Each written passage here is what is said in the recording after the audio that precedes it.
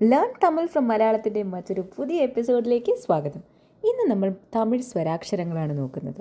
മലയാളത്തിലെ സ്വരാക്ഷരങ്ങളുമായി വളരെ സാമ്യമുള്ളവ. അപ്പോൾ നമുക്ക് നോക്കിയാലോ. നമ്മുടെ മലയാളത്തിലെ ഈ ആയിൻ്റെ ഇതേ ആകൃതിയിൽ ഇങ്ങനെ വന്ന് ഇങ്ങനെയാക്കി ഇങ്ങനെ ഹിന്ദിയിലെ ഒരു ഭ പോലെ എഴുതുന്നതാണ് തമിഴിലെ ആ. ഇനി നമ്മുടെ മലയാള അക്ഷരമായ ആയുടെ ഈ ചുഴുപ്പിനെ അതുപോലെ മെയിൻറ്റെയിൻ ചെയ്ത് ഈ ആയിൽ തന്നെ ഒരു ചുഴുപ്പ് വരുന്നത് ആ. തമിഴിലെ ഈ നമ്മുടെ മലയാളത്തിലെ ഈ ആയതുപോലത്തെ ഒരു രീതിക്കാണ് തമിഴിലെ ഈ വന്നിരിക്കുന്നത്. വളരെ ട്രിക്കിയാണ്. ഈ തുടക്കം അതുപോലെ മെയിൻറ്റെയിൻ ചെയ്ത് ഇവിടെ നിന്നൊരു സർക്കസ് കഴിഞ്ഞ് ഇങ്ങനൊരു സംഭവം.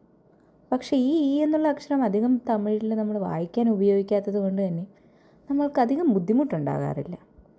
ഈൻ്റെ എല്ലാ പ്രയാസങ്ങളെയും മറികടന്നുകൊണ്ട് വളരെ എളുപ്പത്തിൽ പൈ പോലെയുള്ളൊരു ചിഹ്നത്തിൽ നടുവിലും അറ്റത്തുമായി 2 കുത്തിട്ട് കൊടുത്താൽ അത് ഈയായി.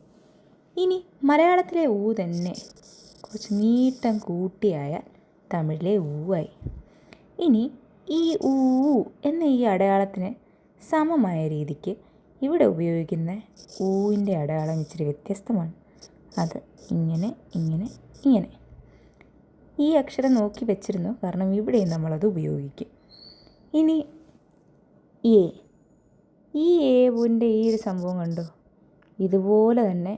പക്ഷേ ഞാൻ നേരത്തെ പറഞ്ഞിട്ടുള്ളതുപോലെ തന്നെ തമിഴിലെ അക്ഷരങ്ങളൊരു വര കൂടുതലുണ്ടാവും. അതുപോലെ ഇങ്ങനെ വന്നാൽ അത് ഏ.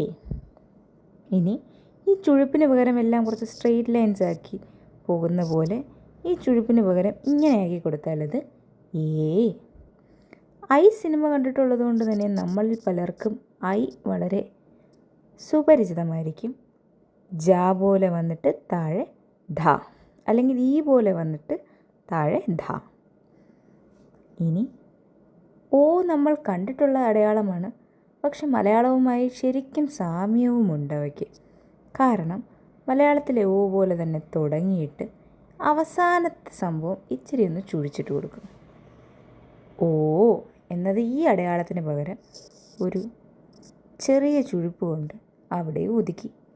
ഇനി ഞാൻ പറഞ്ഞു ഈ അടയാളം പോലെ തന്നെ ഇവിടെ ഉണ്ടെന്ന്. അതായത് ഔവിന് ഉപയോഗിക്കുന്നത് ഈ ഓയിനെ തന്നെ എഴുതി നമ്മൾ നേരത്തെ പരിചയപ്പെട്ട ഈ ഒരു അടയാളം കൂടി ഇട്ട് കൊടുത്താണ്. അങ്ങനെ തമിഴിലെ സ്വരാക്ഷരങ്ങൾ മുഴുവൻ നമ്മൾ പഠിച്ചു കഴിഞ്ഞു.